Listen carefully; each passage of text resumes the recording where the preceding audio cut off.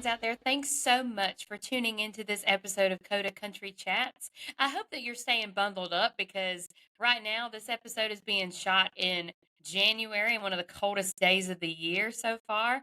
I know in Nashville they've had a bit of a snow day these past few days. Our guest is joining us from probably a chilly location. We have on the show today Dylan Jakobsen. How are you today, Dylan? Good. I'm doing wonderful. How are you doing? Oh, I'm so good. And listen to me making some small talk. How's the weather over there? Very cold day. In fact, the lows got into the negatives overnight here, so we're staying bundled up. But I Oh my say gosh. dogs, they're loving it every time they get to go outside, eating up the snow, and When I checked the forecast for Nashville, I was like, there's no way that it's colder here than it is in Washington state. I think. Don't hold me to that. I could go back and go check and make sure I'm wrong. But that's originally where you're from, right? From correct, Washington? correct. Yeah, this is the coldest day on record. I feel like since I've moved here, like this is like we're getting so much snow, it's freezing out. And yeah, it's definitely not. It doesn't. We don't get as frigid of temperatures and as much snow as I grew up on in Washington. We get a little Right. bit more up there, but I feel like both places kind of don't get as much as I would hope for. I'm such a winter person. Oh, well, that's good to hear. So you're kind of enjoying this a little bit. I love. Um, I guess I'll use that as kind of a segue to talk about kind of how you grow up in Washington and a little bit more into like your musical background, how you got started. I'd love to hear all about it. Yeah, started guitar when I was old, right? Like, Yes.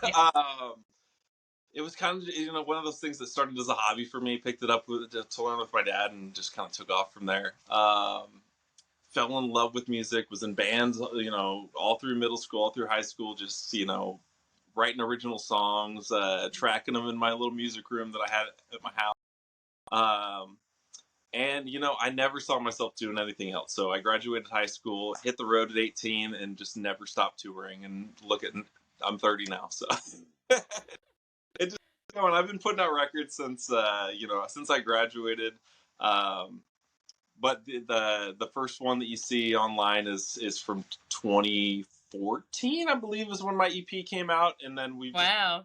pumping out records, doing the country thing for about a decade now. Oh my gosh. Yeah. Well, congratulations on a decade of just setting out awesome music. That's incredible to hear. And since you kind of talked about records, I want to go and talk to you about one of the most recent ones that you have. You set out an album in 2021 called Set Fire to the Night. And we'll talk a little bit more about some more recent music too, but Mhm.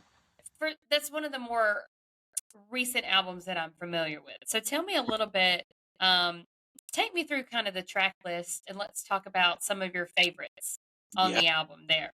Yeah, this was a fruitious period of songwriting for me. So, when Revisions. I love we, that. 2019 for me, like this is kind of leading up to, you know, COVID and everyone being shut down. We were going heavy. Did a radio tour. We had hit 108 radio Wow. stations in Mhm. 3 months.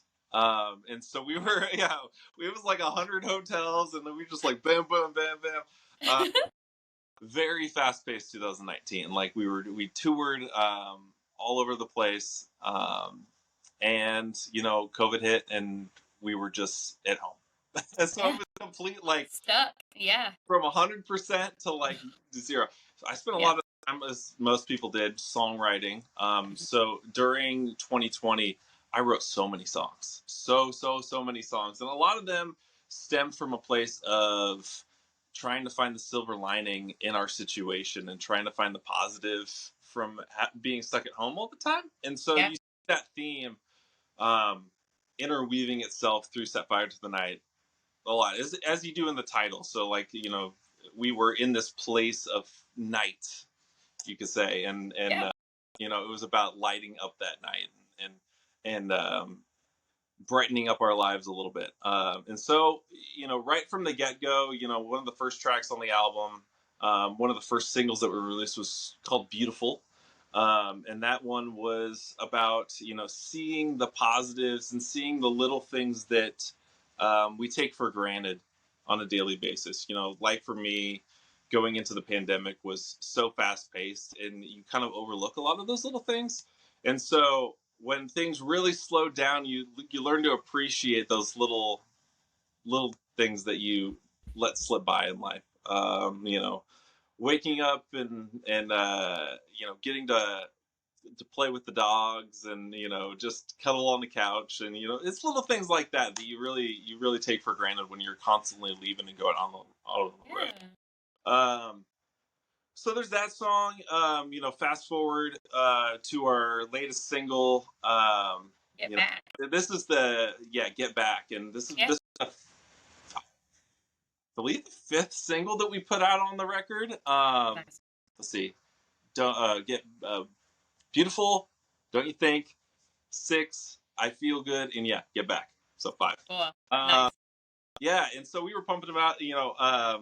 I really felt really strongly about a lot of songs on this record.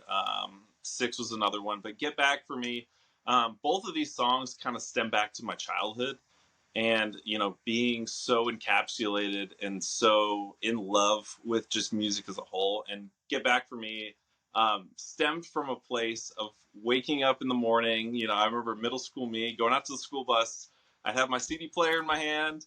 I'd have my little earbuds, or the over the head, like the Oh yeah. go back to a different time. And I would sit there and hop on the school bus. It was like a 15-minute, I think it was an 18-minute ride to school every morning. And that time for me, I remember, putting on some of my favorite records from as I'm sure we all have those records that we grew up on, right? And Oh so, yeah, for sure. for me, it was like those were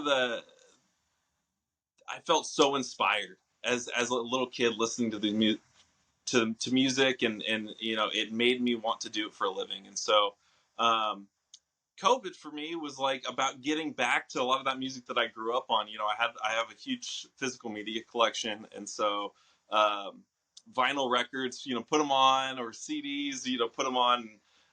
We were just at home, so I could turn on those records that I grew up listening to, and gain that same inspiration that I did when I was a kid. Yeah. I love hearing that just because I think that's one of the lyrics in the song Get Back. It's like turning on the radio or turning on the songs you used to listen to. And Mhm. um, and I don't know if you're gonna take this as a compliment or not, but when I was listening to that song, it kind of was reminiscent to me. Your sound was very similar to like a David Lee Murphy, or like maybe like older Brantley Gilbert. Just because like I was like, man, this voice, it sounds like something I am so familiar with. And so I say that as a huge compliment because I think those artists are amazing. Um, but I'm curious to know, you were talking about the records you listen to. What would you say are the influential artists that you really latched onto whenever you were growing up and whenever you decided that, music is for me, you know? Yeah, well, first I appreciate the comparisons, compliments. Those are both artists that I have found myself diving into their catalogs at one point or another. Uh, Yes. for me, over the years, the artists that have continually inspired me would hands down have to be Bruce Springsteen and Tom Petty. Uh, I there's not. I find myself listening to the records over and over again, and in the songwriting process, in the production process, everything. I'm always thinking about, like, what would Bruce do? What a mantra. Yeah, Yeah, yeah, definitely. And they are just huge inspirations of mine. I got to see Bruce live for the first time last year, and it was like a come true. And we all have that moment Yes. we just woo over. And so Mhm. for me, it has to be Bruce Springsteen, and it has to be Tom Petty, and I was lucky enough to see them both once. Ah, that's amazing. Not Yes. a lot of people can say that, you know? So, well, seeing their true artist inspiration live, that's got to be I don't know. That's got to be a huge deal for you, right? Just Huge. getting. As like that's that's where my inspiration has really stemmed from. Is we all stem from other artists and those people. Were there any takeaways from their stage shows whenever you were watching and you were like, "Ooh, I need to do that now"? Yeah, Bruce, he goes crazy. He plays for multiple hours, and he's got this. You get the big E Street band, and I love I, I love how connected they are with each other. Not just in their performance on stage, but they've been playing together for so many years and so long, so they kind of know. They can look at each other and get give those signals. We're gonna do this, or they can pull stuff on the spot. And I love hearing renditions of songs that are a little bit different than on the record. And so I feel like when you've been playing songs for so long a certain way, you kind of slowly adapt them over time. And so it's really cool to like hear a song that's on a record like 40 years ago and then Mm. hear it performed live in 2024, 2023. And you can hear like the differences from like now to 1980, Yeah. Yeah. Well, and I mean, I guess that's kind of why you call him the boss, though, because he gets to do whatever he wants, and he takes control of that stage. And wow, that's pretty awesome that you got to see him live. Wow. Okay, so talking a little bit about those influences and talking a little bit about the music that you have out currently. Yeah. What do you think's on the horizon? Like, what's the next set of songs or single or something that you have planned for all your fans to hear? Yes. So, believe it or not, I feel like I always blink. Like I put out a record and I blink. Now we're like what? Like it's almost been years since I put out an album. Granted, we've done the whole album cycle. We've gone through a whole bunch of singles, but it's been a minute. It's been a minute. The fans, like, if you were listening to Set Fire to the Night on day one, you're like, come on, Dylan, let's put out some new music. Let's go. And that's how it feels for me at times because I have so many songs that I have, you know, never done anything with. I handwrite everything, so I'm like looking through my books and I'm like, there's so many songs that have just completely, I write them and then I completely forget about them. So it's been really fun to go back through those books and look at songs that maybe slipped through the cracks in recent years, just because I've written so many songs since 2020. Um, but yeah, we got some new music on the horizon. Been teasing a little bit of it on social media, like trying out some new songs. Cool. Okay. Yeah. I do have a very specific one in mind. I'm getting married here in 10 days. Congratulations! Oh my gosh. I'm getting married in 10 days. So let's just say love is a theme to is a theme single. Oh, I can't wait to hear that. Oh my gosh. Because I don't know, coming from a place of love, like that's uh it's got to be great to write love songs when you're in love. You know what I mean? Like, oh, what a dream, man. Yes, it's definitely when you're feeling in love, you got the inspiration flowing. You can make some great songs out of it. That's great. Well, I want to touch on something that you just said about how you handwrite everything. And I think, you know, post COVID, I feel like a lot of this like digital world is kind of overtaking, what you do as a songwriter. Sometimes like I've talked with other clients or other artists who essentially have talked about how they do Zoom writes and, they Google Doc collaborate and they like work like that. So tell me how that attributes to your style as a songwriter, handwriting everything out. Yeah. Mm. For me, that's how it started. When I Mhm. was in middle school writing songs, seventh grade, I would take one of the extra school notebooks that I had, Mhm. have one for every subject. And for Right, me, right, right. like 80 pages of like lined paper and like a little spiral. And so I literally have all of those going back to middle school. And so Wow. as time went on, I started to appreciate it more and more because those songs, they never get lost in the digital world.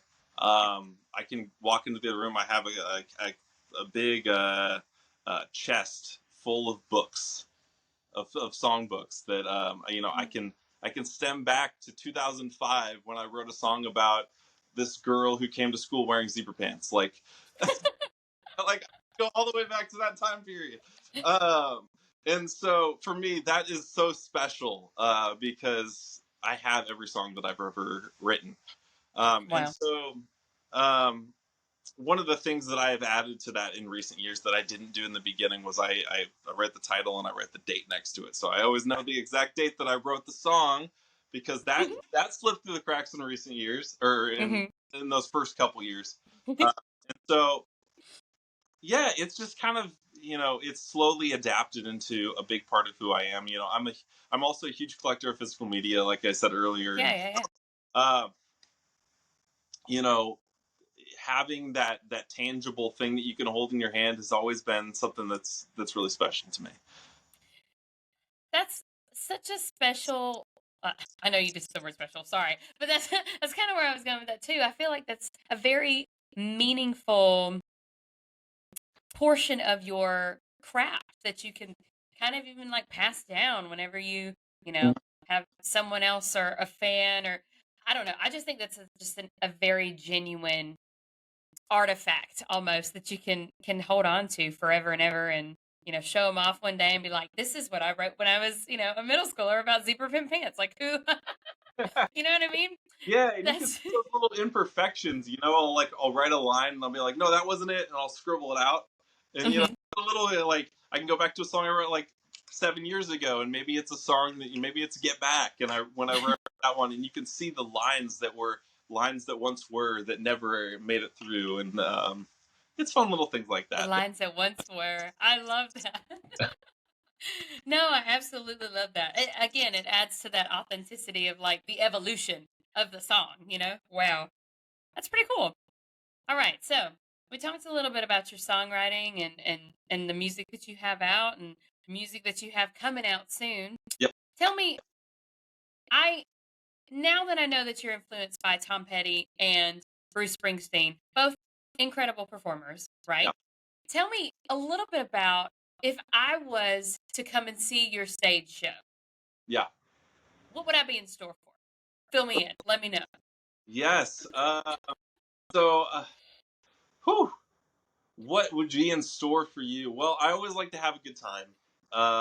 And for me, what does that entail? That entails, really just being loose on the stage, having, interacting with the crowd and, not just going up there and just playing the songs like on the record and not, saying anything, just like, all right, I'm just going to go through the motions. But we really just have I go up there with not necessarily a plan in mind. Like I'll have the set, obviously, to a certain degree, but, Yeah.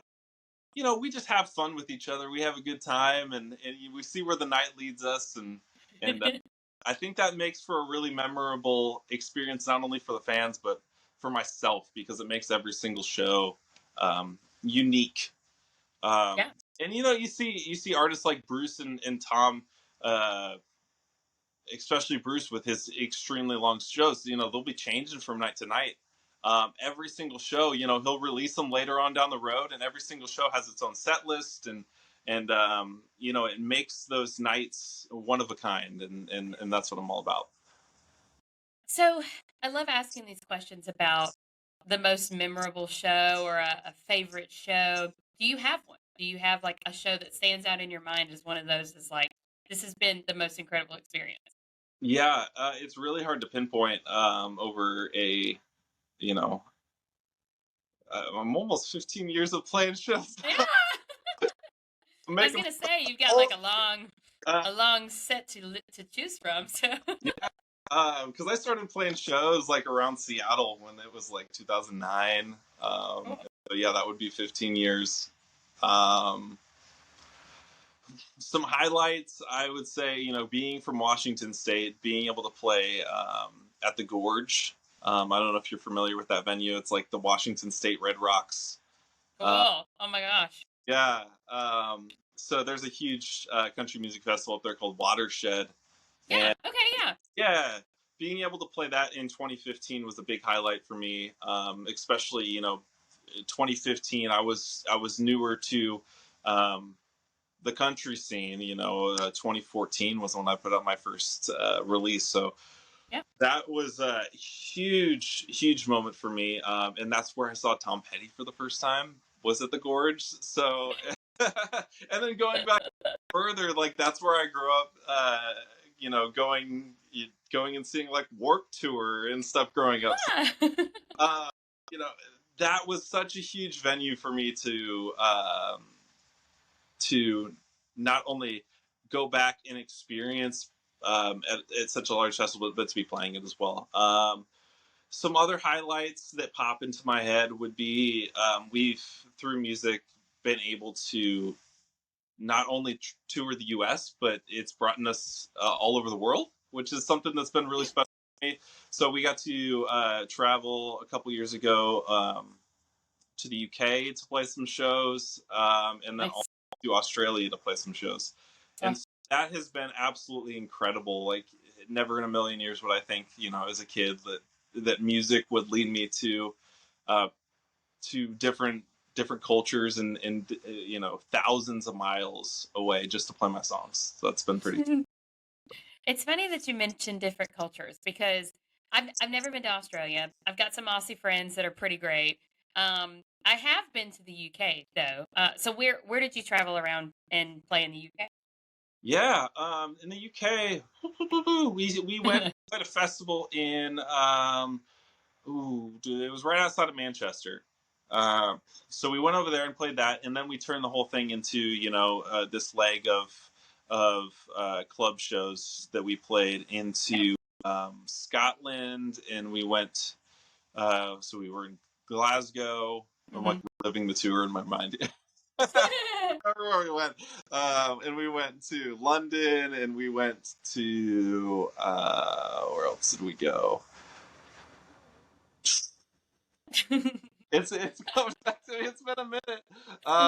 But yeah, just kind of the experience as a whole of being over there has been Yeah. something that's been really incredible for me. Like that, not necessarily the specific shows, but the knowing that Overall, go over yes. there and play music was really special for me. And that was what year were we over there?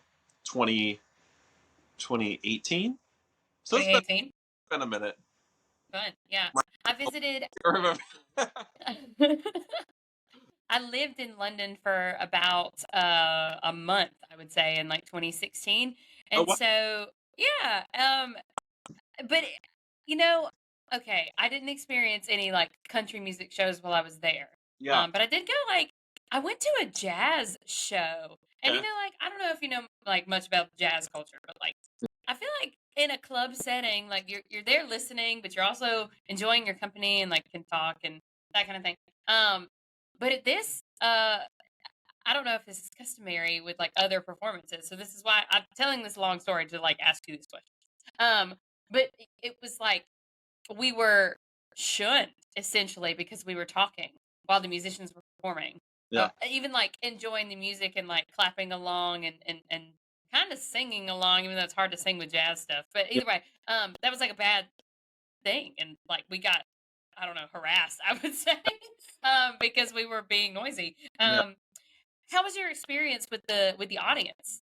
Yeah. Audiences over there. You say that because I feel like when we have traveled to those other countries, Hmm. I feel like the audience has been extremely like even if you compare like because we did festivals in Australia too, Yeah. you compare the festival experience from a US country festival to a UK or an Australia country festival, the audience is like a lot different. I feel like in the US a lot of people go to the for the experience Right. of Right. we're going with our friends, and it's not necessarily about who's playing. It's about having a good time and soaking it up with the friends. Whereas I feel like in these other countries, they are so encapsulated in the music. Hmm. Um, Attentive. point, Yes. yeah, Yes. you'll be playing a festival, and I very specifically remember this Australia music festival. It's their Nashville. Tamworth is like their home base for Australia country music. Uh, Cool. so we were over there for that festival, and I very specifically remember being on the outdoor stage there, and everyone had their lawn chairs, and they were just staring. It wasn't yeah. And it was so nice because after the song, like everyone's like cheering you on and everything, but Yay. during the song itself and the rest of the legs of the tour, we went out acoustic on. That was the only date that we did full band, but the other dates where I played acoustic, the room would be dead silent during the song, like, and then after the song, everyone is so appreciative, but the fact that they're so encapsulated in the music and really just listening to all the lyrics, and it's a completely different experience, I feel like, than in the US.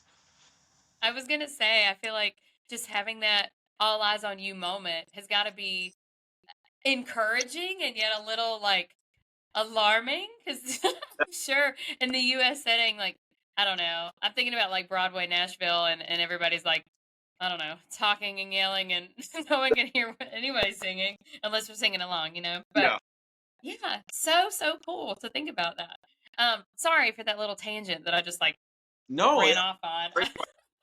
Something that I thought about, like, literally while I was performing that. I was like, wow, this is such a different. And maybe it's because being a international artist to them, that's something that they're like, wow, he came all the way across the world, and they're really, they, Oh yeah, yeah, they're really into, um, I feel like they're really listening for all the lyrics and all the, and as a songwriter, I love that. I love that they're yeah, listening to all the little, what made the song great, or what formed the song. definitely. Yeah. Well, and I am so thankful that you shared that experience just because I feel like this is a conversation that I've never had with another artist before about performing overseas and that kind of thing. So thanks for taking the time to tell me all that. Of course, Okay. of course. I, so I do want to say, first of all, I don't know if I've thanked you for coming on the show on like the actual show. I think I said it before we hopped on. But thank you so much for taking time out of your schedule to come on Coda Country Chats. I think this has been an awesome episode. Is there anything that you'd like to shout out or promote, or anybody that you'd like to give a shout out to before we hop offline today? Well, first off, I appreciate you having me on here. I am more than happy to come on here anytime and hang out with you. Yeah, As far as what where we can leave it, be sure to follow me on all the social media. The trick with me is you have to spell my name right. that's So, it. That's it. That pretty Y and then a K instead of the C, and then yep. yeah, I know. the thing is, I started doing the solo artist thing when I was still in high school, and Yeah. so I just rolled with it, and I never changed it. I was like, you know what, people, they're gonna catch on. They're gonna It's smell. recognizable though. No, it's still differentiating enough where it's like Yeah, it's Dylan, but I mean Jacobsen is like once you get it, it's hard to mess up, and then you're recognizable, and people can see it, and they're like, "Wow, I know this guy." So yeah, kudos to you. it's one of a kind. It's one of a kind. And so yeah, spell it with a K and an E, and you're good to go. But yes, Facebook, Instagram, wherever you get your music these days, Spotify, Apple Music. Heck, we're still slinging CDs and vinyls on the Yeah, web, so be sure to go check those out. And the physical media. yeah, new music coming soon. So make sure you're following along and ready for when that comes out. Definitely. Listeners out there, check out Dylan Jacobsen anywhere you can find him on social media and check out all his music that he has streaming currently. Thanks again. And you guys just heard Dylan Jacobsen on Coda Country Chats. Have a great day.